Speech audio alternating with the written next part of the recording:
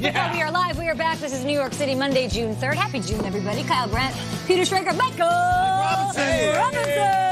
Mike. What an honor to be here, guys. Look, don't ask me too many crazy questions. Okay. It's too early in the morning. Let's go. I'm so glad you mentioned that, Mike. You know, all these starting quarterbacks are chugging beers around the league. Yes. Trubisky, Mahomes. It's the offseason. It is. And what quarterback that you played with in your career would be the best beer chugger? Is it Charlie Whitehurst? Don't put me on the spot like that. Is it T.J. O'Sullivan? JT. Sorry. JT. Is it Russ? No, it's not Russell. Russell does not partake in that devil worship. Right. No. But I would probably have to say myself when I played quarterback. Finalist. I like it. State College. Dual threat here at the table. Speaking of Penn State, we will talk Saquon Barkley in a bit. We've got mandatory camps kicking off this week, so let's get started, though, with one of those 9 teams that will be reporting tomorrow. It's the other New York squad, the Jets. It's time for Lead Block. Lead Block. Let's talk about Le'Veon Bell, because we've seen him on Instagram a lot in his stories. We've seen him rapping. We've seen him on Twitter, but we haven't seen him with, we haven't seen him with the Jets at their facility, and we will on Tuesday. He's expected to be there. So, first of all, minicamp. Do you remember those days? What were they like? Yeah, a bunch of shorts. Not a lot of contact. Guys get ankles rolled up. I know there was a lot of talk about Le'Veon not being there, but, I mean, in today's NFL, guys don't have on pads during this time of voluntary minicamp. I mean, I understand. You know what I'm saying? I mean, when he was in Pittsburgh, he showed up to everything. They didn't pay him what he wanted to be paid. So I understand. Should he be there? If I was him, would I be there?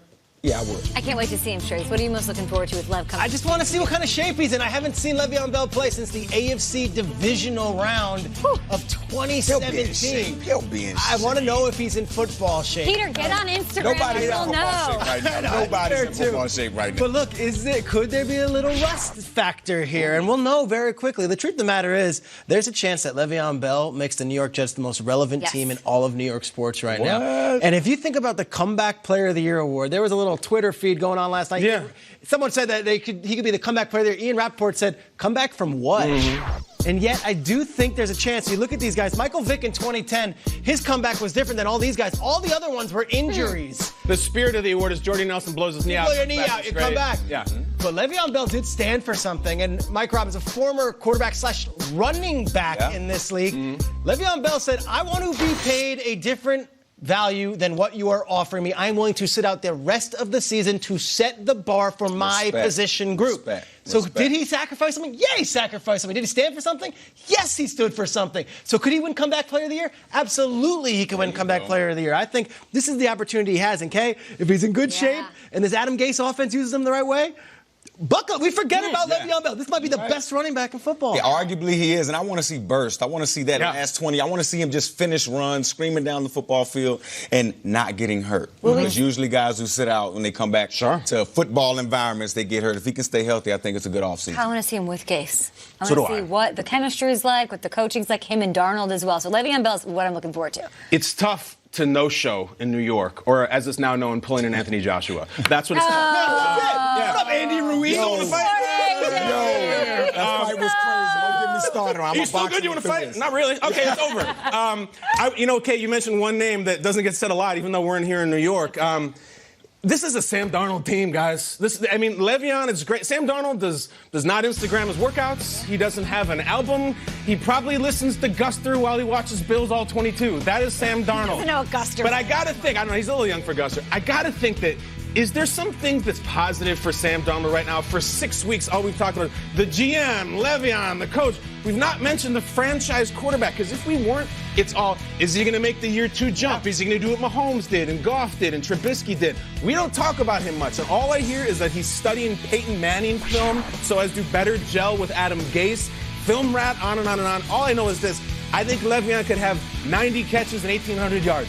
If Sam Darnold doesn't have it, they're going 6-10. And guys, week 2, they're going to be on Monday Night Football against Baker and the Browns. And the next week, they go to Foxborough. I love Le'Veon. I think it's going to be great. Darnold is the Chize. We got to see how he's going to do. Kyle, you don't think that us talking about everybody else around him helps this kid out. I mean, last year he turned the ball over a little bit more than I think he wanted to, and we need to see growth for this team to do anything. I think it's good that we're talking about everything else except him. Just go, get back in the gym, get back in the film room, and get better. And I think it's going to be a pleasant surprise when we see him step on the field. I feel like with Darnold, there's questions, and those make sense. Is it fair to question on like a 50-50 basis what Le'Veon Bell's going to look like? I don't have those kind of questions. I'm excited to see him, but I think it's more of 90% of sun with 10% chance of rain here. There's always that chance, but I think he's going to come back and crush it. I don't have, so should I be worried? Why should I be worried? I don't think you should be worried during this time of the offseason. Okay. It's when training camp starts, when we put the pads on. You see him go through his first 9-on-7. You see him go through his first 11-on-11 drill, seeing him bursting through arm tackles.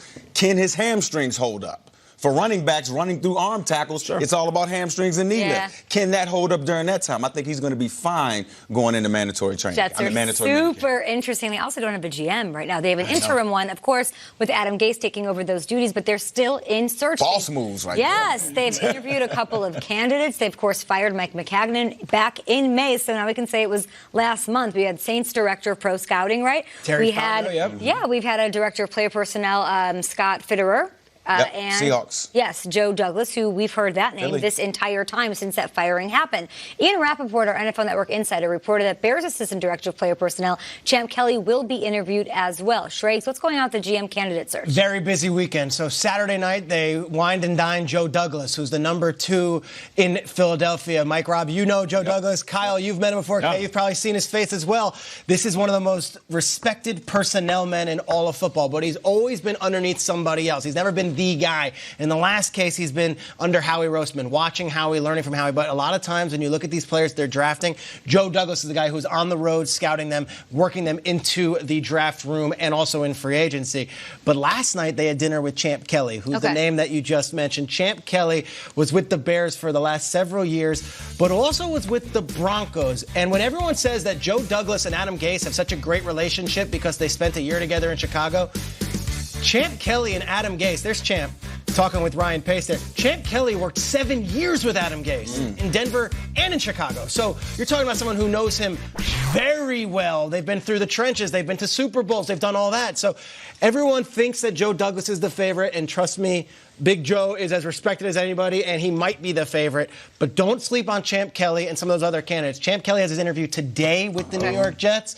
He not only has more experience with Adam Gase, and he's not just a Rooney Rule interview. That's what I was about to say. Is he a real No, this is a real candidate right now. They're really looking at him, and it's no slam dunk that this is Joe Douglas's job. If Champ Kelly blows him out of the water, if one of the other candidates did, this is an open competition. I think any 3 of those candidates, I think the New York Jets will be fine. Do you know Fitterer at all from your Seattle days? We would have some interactions in the building together. A guy that's very into details, really understands character, and I think when you're building a team, you want character pieces. You want to make sure that when guys leave the building, you can sleep well at night, and the guys aren't going to mess anything up. 3 great candidates for the New York Jets. Champ Kelly sounds like a 1920s boxer. Are the Jets considering Andy Ruiz Jr. for the job? No, you know what? I think there's something fascinating about Champ, though. I know a little bit about his background. He's a computer science major in college. He used to work for IBM. Look, if I'm matchmaking here and Gase is raw and aggressive and everything, maybe you want someone who is just purely fact-based, can look at numbers and compute some things. That might be a cool angle right there. Champ Kelly and Gase reunited. IBM he worked for, it's nuts. Yeah, we've got a lot of cool angles here on the show today. 9 teams reporting to mandatory minicamp. We've got M-Rob on all of it. We've got to talk about your boy Saquon Barkley. Saquon. Making news. He come out with big praise for his quarterback. Which quarterback, guys? Is he talking about? Oh, yeah. Eli, I imagine that's his quarterback. That's his quarterback, I don't know. I love it. And go on, baby. Trace McSorley. What do head coaches hear in their nightmares, gentlemen? What do they hear? Double doink. I keep hearing double doink. Double doink. Haha, funny. Yeah, I know. All right. So here's why I'm going to thank you. Okay?